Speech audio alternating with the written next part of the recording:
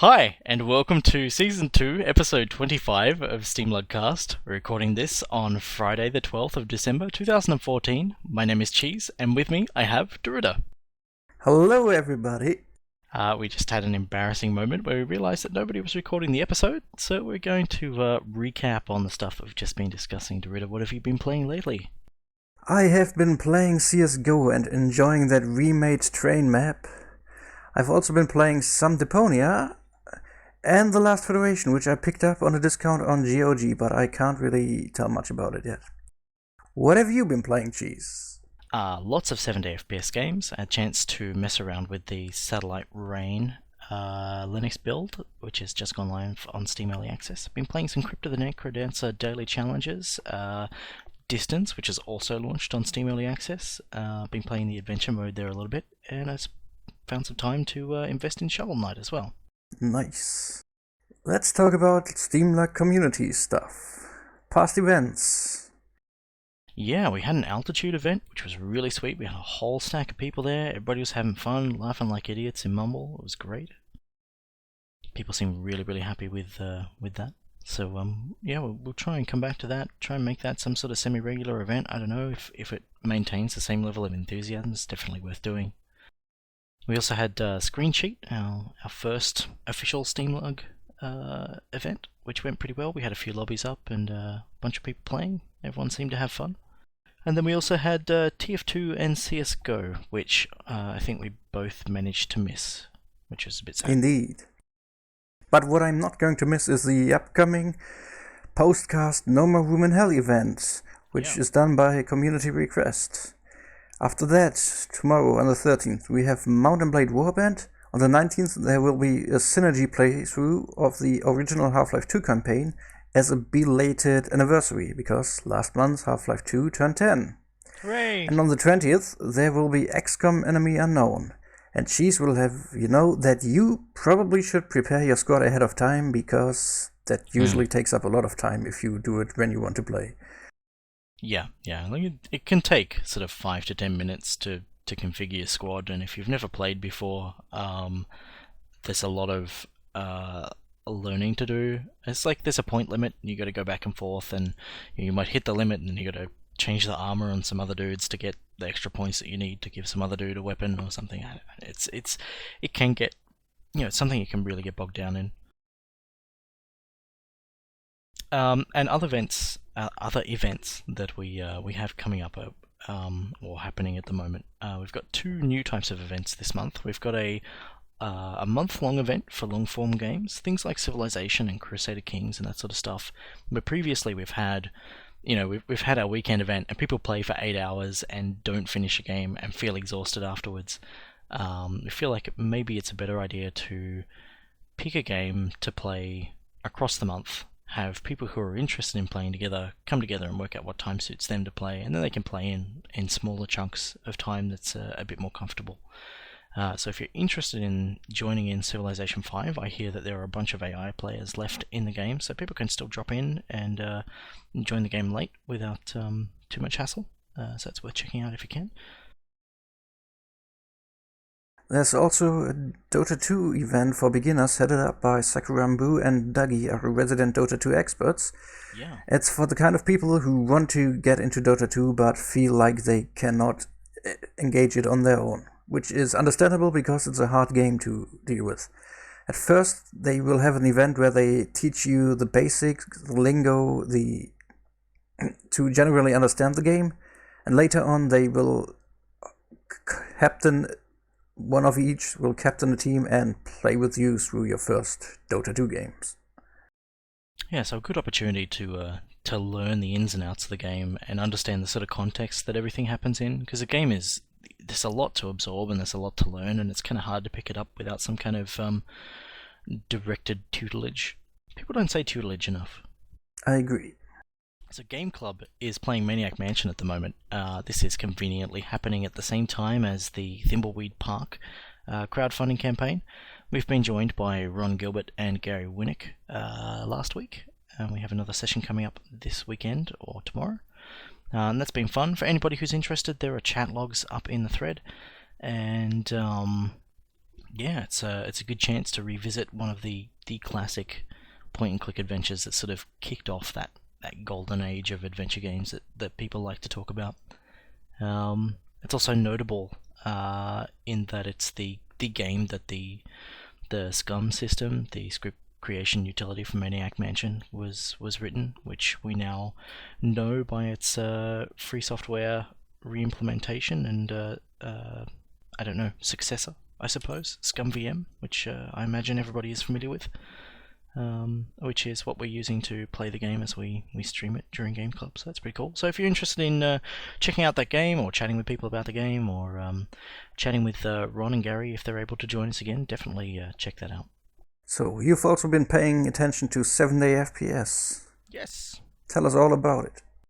So 7-day FPS is a week-long game jam where participants are invited to try to make a first-person game in 7 days. There are no rules, no prizes, no winners, no nothing on the line except your own limitations. Which is that's why it's probably interesting to me, is because it's so freeform, and that the constraint is the time limit, rather than any kind of theme or any kind of technical requirements or anything like that. So we have different people trying all sorts of different things. The possibility space is very big. So as I did last year, I went through and did a bit of a write-up on 7-day FPS, looking at just sort of the impact of the game jam, what it means or could mean for Linux gamers as well. It looks like about 40% of games at the moment have Linux builds available, which is pretty nice. About 80% of that is using Unity, 12% of that's using other stuff, and 7% of that's using WebGL, which is kind of neat to see. But I also took the time to interview a couple of Linux using participants about their experiences and any advice that they might have. And then in the second page of the article, I've gone through and listed out all of the currently Linux supporting games. And to give a bit of perspective, that number has grown significantly since the 7-day FPS week ended. Like when the submission period closed, I think there were like 25 or so games with Linux support, but at the time of writing the article, it was more like 58 or 59. So we see people, expanding out the amount of stuff that they can support as time goes on. When the pressure of that week is off, that's when you can invest a bit more time in making sure that things run on other platforms, that sort of thing. And of course, there are games from past 7-day FPS events that have found their way onto Linux long after the game jam is over. I think probably Archery might be a good example of that.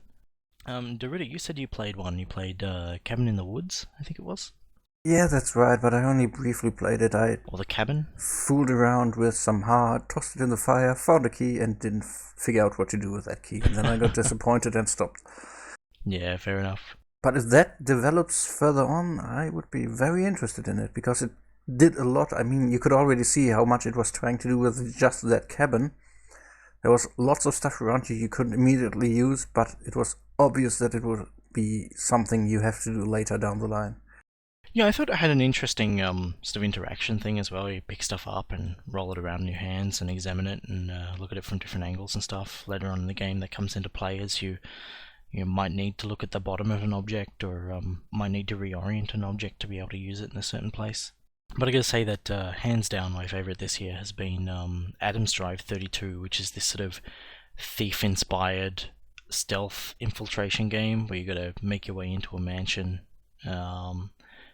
avoiding guards and pickpocketing key cards and stuff, and then getting out again. It's really nicely paced. Has that kind of shadow visibility mechanic, sort of like Thief does as well.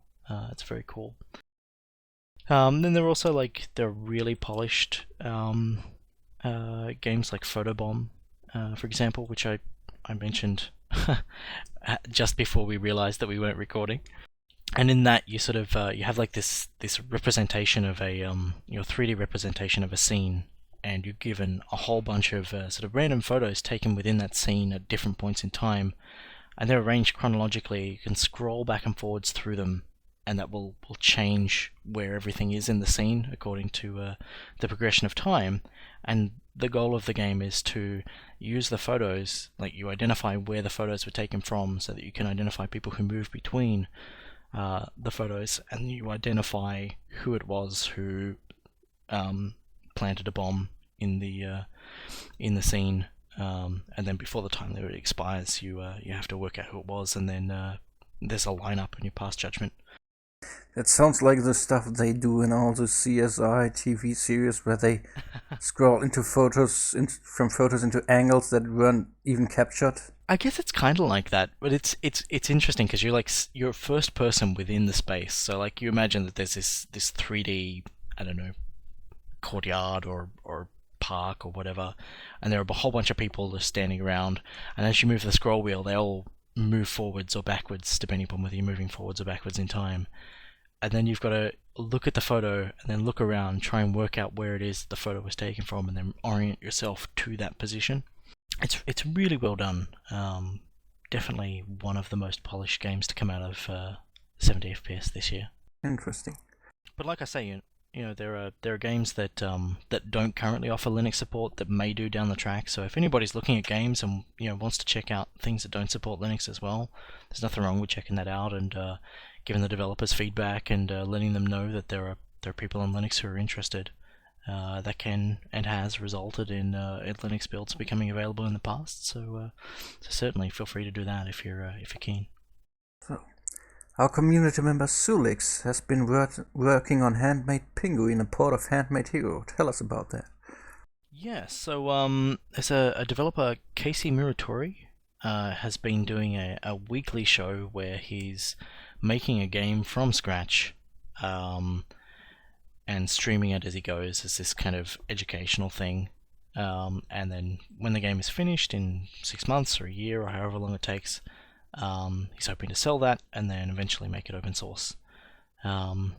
Because of, sort of, as we were alluding to just now, which I can't remember whether we discussed this before or just then, but when you're working on a game, early on, often you'll just want to focus on the platform that you're developing on, so that you can focus on iterating through what it is that makes the game before you start dealing with all of the exciting adventures involved with making it run on a million platforms. And so Casey is planning to address Mac and Linux support and I think mobile support as well at some point down the track, but for now he's focusing on just programming under Windows. And so Sulix has been porting this alongside the show and sharing his the bits and pieces he's done to get it running on Linux as a sort of companion project. So it's been really nice to see. It's been an interesting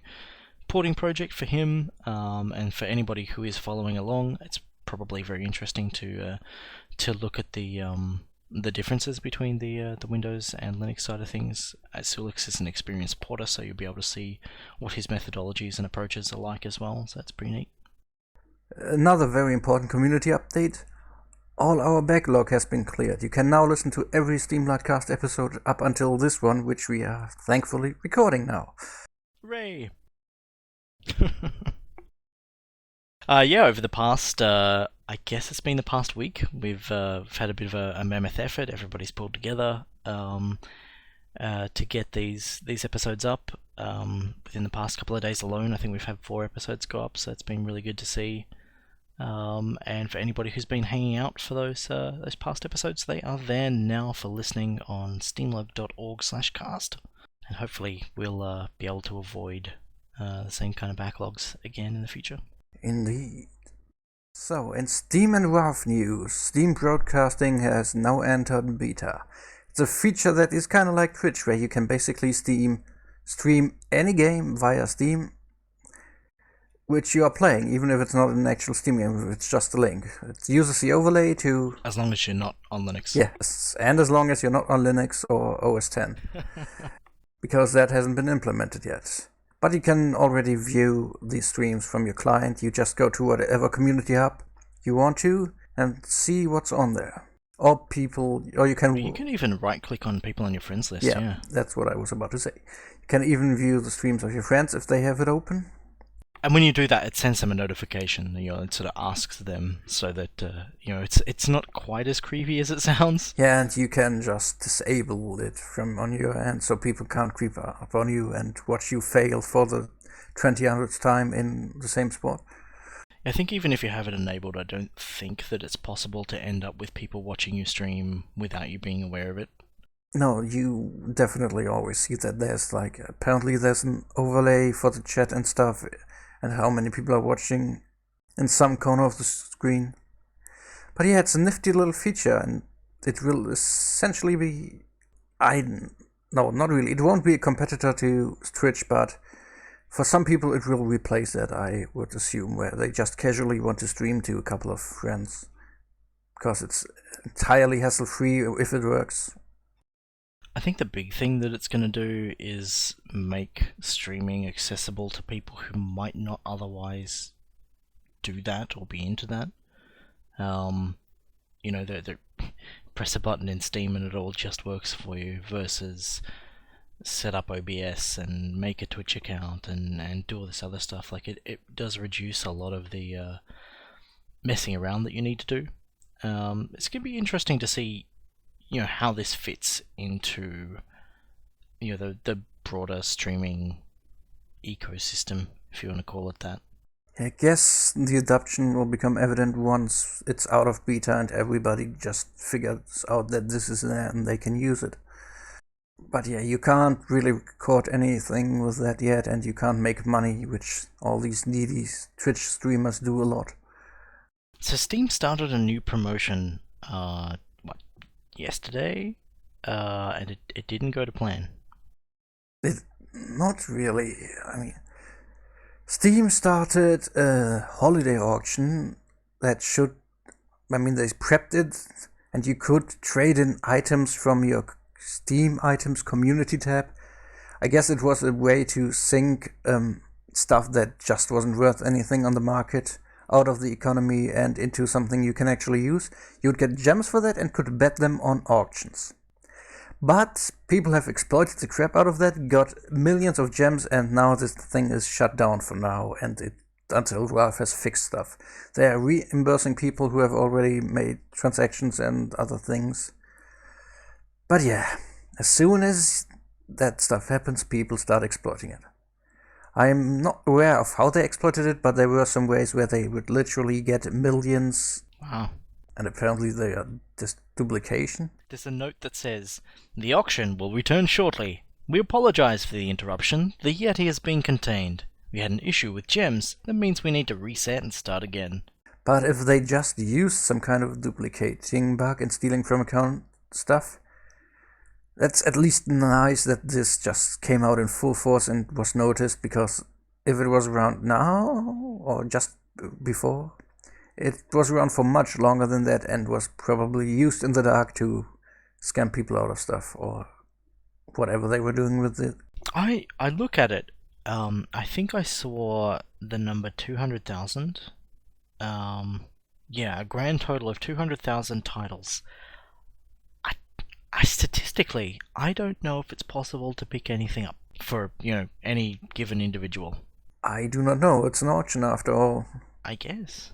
I mean, it's evident here that Valve wants to create a sink for stuff in the economy that otherwise would not get anywhere. If you've ever crafted a badge, you get emoticons and backgrounds and stuff that just isn't worth anything. It's nice to have, but there's lots of inventories filled with spare cards, spare backgrounds people don't want, and if you put them on the market, they don't sell at all. You don't even get a single cent out of them. They're just not worth anything, and I guess this is for house clearing and give them people actual value in return. Suddenly these things are worth stuff. And I just noticed, the first thing I noticed about the auction is that one spare background I had in this community market got sold. Like, how did that happen? It's suddenly... Well, I guess it creates demand for all that stuff, yeah. Yes, it's because this stuff you can now change into gems, and these gems are actually usable towards not only the auction, but even if you don't get anything, you can use the gems and create them into new trading card booster packs, so you can actually get new cards out of the cards or stuff you don't want, or the stuff you got out of cards you don't want. So yeah, they are creating a sink for a part of the economy that needed one desperately. Be interesting to see how it pans out. And they also have a comic, because, everyone loves comics, right? Yeah, I never read them. In this one, there are elves. They're talking about the naughty list and how there's all these toys that don't get to go to anyone because everyone's been too naughty. And then there's someone who's running this kind of, to get rid of the backlog, they're like auctioning them off to people and stuff. It's weird. So there you go. Yeah, they look a bit grumpy. They sure do. So Portal 1 just received an update last week, was it? I think it was last week. Which includes some possible performance issues for fixes for Linux, which had to do with threads and priorities. Have you tested that? No, I had really hoped to find time, but I just, between everything else, just haven't been able to. But yeah, I'm looking, I'll probably try and do a Portal 1 playthrough at some point. I might try and stream that early next year, maybe. Don't know. Maybe Steam streaming will be on then and you can use that. Well, fingers crossed. And there's a new TF2 update happening at the moment. I think it's all out. I don't know if it's all out yet. It's another community-created update, sort of like that. I can't remember what it was called. The one with the robot hats and stuff that came out earlier in the year. This one's called End of the Line and has a new short film with it, which again has been created by the community. So for people who like hats and people who like TF2, there's lots of hats and lots of TF2 there for you. In tech news, AMD has released a new driver. They're calling it Catalyst Omega. With that tone exactly. Wow. And it's full of nice, splashy marketing screens with all these features, and on Linux it's just not really great. Phoronix has been doing some benchmarking, and it's underwhelming to say the least. You get in some places you get better performance, in others you get worse. Pretty much it's only universally better if you are running at 290, which is like top of the line AMD. Otherwise it's a give or take, and in some cases just a take. And it has been buggy for some people as well. It's typical AMD on Linux quality, sadly. Yeah, fair enough. That's disappointing then, I guess. Yeah, and even on Windows, I mean, it's a typical AMD OpenGL stack. There was a bug in the latest AMD drivers that made LedWorks crash, for example, on Windows, and that the bug has been locked with AMD a while ago. It could have been in this one, but the fix isn't in. So yeah, it's just, here, have some marketing blah blah. This will be awesome for you, but only on Windows and only on Direct3D and Mantle, pretty much. So moving on to general gaming news, BioShock Linux is coming. BioShock Infinite is coming to Linux early next year, apparently. I did see it getting a bunch of updates, according to the SteamDB bot yesterday. Yes, but it has been confirmed by 2K Games, which were apparently a bit niffed at gaming on Linux for quote-unquote leaking it. But publishers should figure out everything you do on Steam is public and SteamDB picks it up. It's nothing being leaked here, it's just you did this in public and you should know this better by now. It's not your first game you did on Steam. But yeah, the surprising thing here, it is not done by Aspyr, which have done the Mac port of Borderlands and BioShock Infinite. And there is very well-founded speculation that this might be an Eon port by Virtual Programming, the people who did The Witcher 2. One of the developers for Virtual Programming has been sitting around in the Gaming on Linux IRC channel and talked about having snatched up a title from Aspyr. It's around 20 gigabyte, and they were, for the first time, writing a DirectX 11 translation layer into their software. Wow, pro tip kids, don't gloat in IRC. And there's, I mean, he was making no comment on it while Aspyr has outright denied it.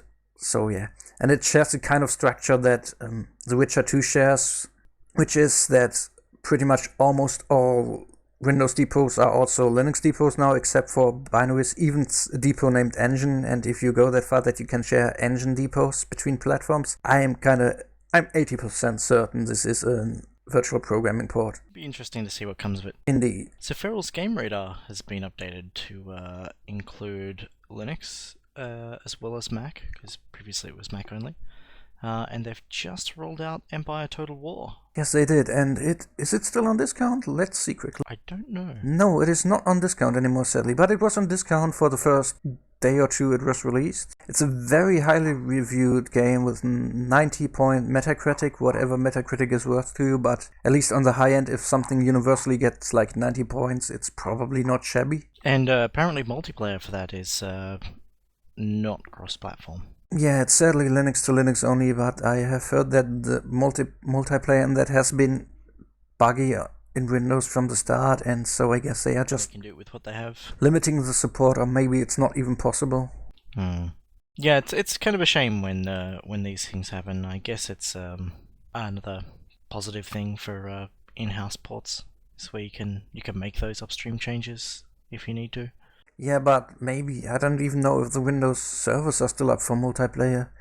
If that's the case, why should the port publisher in that case support any kind of Windows play, Yeah, right. if that isn't supported anymore by the official publisher? This is just extra cost to them. But I don't know, they might still be up, or it might just be a technical hurdle. This is just speculation. So they actually have like hosted servers that you play on rather than locally hosted games? I do not know, but they will at least have to have some kind of matchmaking service. I mean, they could be using Steam, but usually you always have to have at least one server to negotiate matches between players. Yeah, well, Steam does provide that for a lot of games. There is a new Killing Floor 2 trailer out. It comes out of the recent PlayStation 4 event, but since we are getting this game, this trailer also applies to us. It's probably PC footage anyway, because this looks way too good to be on a console. Cool.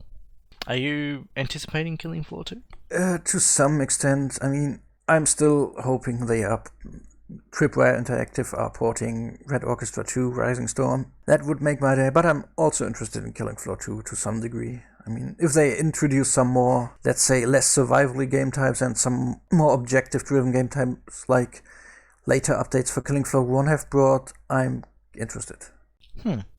It's probably going to be hell of a censored game in Germany anyway, and I will have to do some out-of-the-country magic to get it properly. Yeah, right. Aspire has been talking about Intel and AMD issues for Civilization Beyond Earth, but it seems like these issues are overcome and AMD and Intel GPUs are now officially supported again, and this game should be out next week.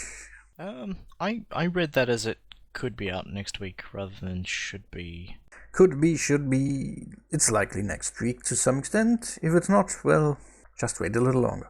I think they're hopeful that it will land next week, but not promised.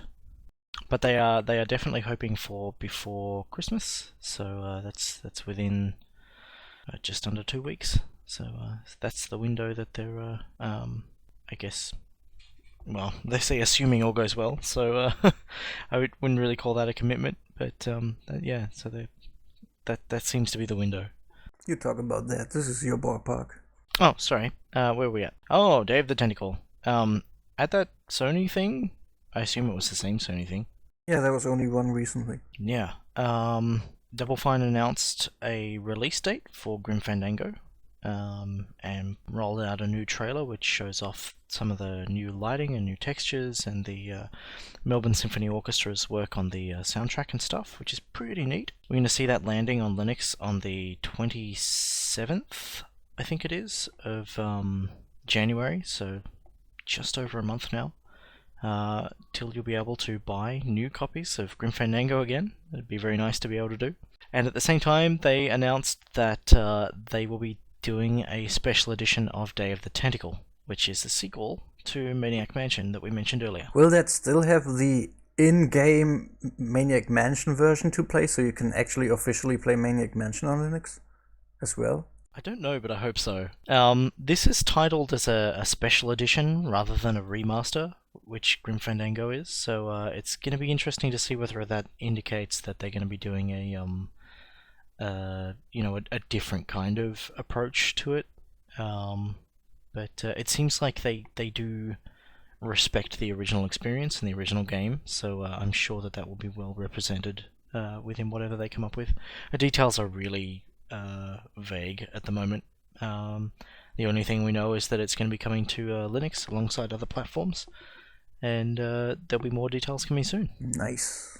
For anybody who's excited, I wrote a small article which sort of introduces Day of the Tentacle and Grim Fandango, and covers like Grim Fandango news as well.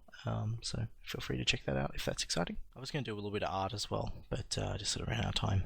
Mevius, who joined us for Season 2, Episode 18, has just released a Portal mod, which I think is free. Yeah, it's free. Called Rexora, which people can download and play now. It looks cool. I haven't had a chance to play it yet, but it looks cool. And it's supposedly very hard. Yeah, most of the stuff he works on is fairly challenging. Something lots of people have been waiting for, especially those that pre-order, even though you shouldn't pre-order. The Metro Redux games are finally out for Linux. They just released yesterday. There was some mishap with the packages, so people had to wait to download it. But it's finally there, and it seems to be working pretty okay for people so far. There's finally graphic options, not just a single slider, but they still omitted for some odd reason the resolution options. Yeah, mad. Yeah, but one thing though, if you are running open source drivers and Intel, they at least require OpenGL 4.0, so you will need a graphics card with proprietary drivers on AMD or NVIDIA. And Trine Enchanted Edition is out, which is a remake of Trine 1 on the Trine 2 engine, and it brings the multiplayer onto the internet, where you can now dig around with all your friends, if they are no more than 2 other people. Yay! So this might... This is really nice. Yeah, this might foreshadow a double event of Trine 1 and 2 in some of the lower months, maybe? Ooh. If we can squeeze it in. Maybe. It's hard to know, because like finishing either game in one sitting is a bit of a feat for an event. Well, nobody said something about finishing it, just playing them one after the other. And also the Talos principle is out. It is made by Croting, the people that brought you Serious Sam. It's a kind of first-person-ish... Have you played that? Puzzle adventure game. I've not played it a lot, but people who have been playing it are liking it a lot, it seems. IRC is all up about it and enjoying it. So if you like puzzles, you should probably take a look at that one. Also, it's supposed to be demanding, but we know that already from Crow Team's previous game, Serious Sam, before First Encounter. Yeah, it looks interesting. I'm probably gonna pick it up and check it out. Yeah, Satellite Rain is now available on Steam Early Access. I had a chance to play, as I mentioned earlier, the first builds that have gone up. It's got fairly long load times, and it has performance requirements that are a little bit above what I can provide, so I had to turn a bunch of settings down, but once I did that, it seemed to run fairly solidly. Is it what you had hoped it to be so far? Yeah, I am really impressed. As I mentioned after I played it at PAX, it's really got that kind of Syndicate vibe to it, and it feels like it brings that kind of experience into a modern game. It's great. Neo Scavenger, the game I have been talking a lot about over the last 2 years, pretty much once every couple of casts I've been on, is finally leaving early access. It's scheduled to come out on Monday the 15th, and it's just about your last chance to still get it on the early access price for $5 below the release price. It's quite good, but there is a person who can probably pitch it better to you than I can, because he's very well spoken. It's James from Extra Credits. Yay! Just let him talk to you about it. If he can't convince you, may the god of video games have mercy on your soul because you have no taste. No, just kidding, but it's damn good. Thank you for listening to SteamLUG Cast. You can leave us feedback via cast@steamlug.org or on Twitter as @steamlug. What else do we normally say? Is that it? Yes. Hooray! The end. See you, everybody. Have fun. Bye!